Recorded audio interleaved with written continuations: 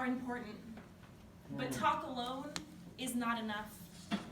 Silencing one voice is easy, but ignoring a chanting crowd is pretty tough. Until sexual objectification and misogyny are dead. Until there's more visibility in our corporations with women at the head. Until gender equality and equal opportunity are given to every person living in our community. We must be committed to listening better, seeing better, sharing better, doing better.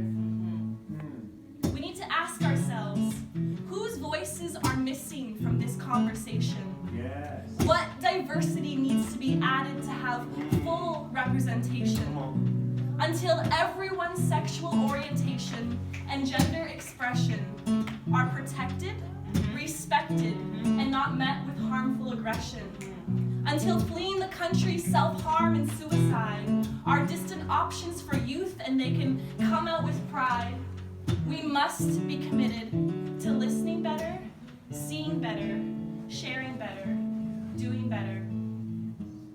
While I still have a voice, I want to make sure it's heard, enacting change and sparking revolutions like Martin Luther King III, until racial divides and unchecked police brutality plague our streets and weigh down our society, until the laws of our land and our government's legislation protect the vulnerable instead of profiting from their incarceration.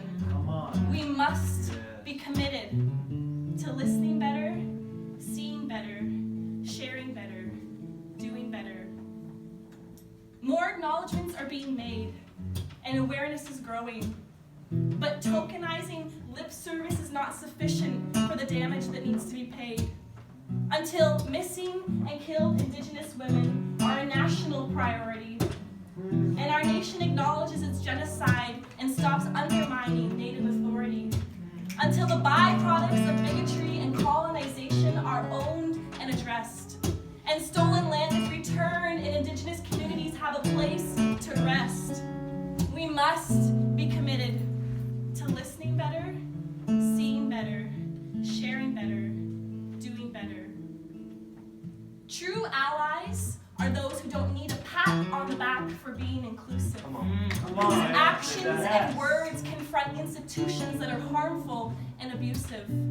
Until I am no longer afraid to be in certain spaces because of the intersections that I hold. Until being queer, black, female, and Indigenous no longer limit my involvement in the religious fold. Until I am no longer seen as something that needs to be saved or changed. And the full spectrum of human difference is celebrated and not seen as threatening or strange. Family, we must be committed to listening better, seeing better, sharing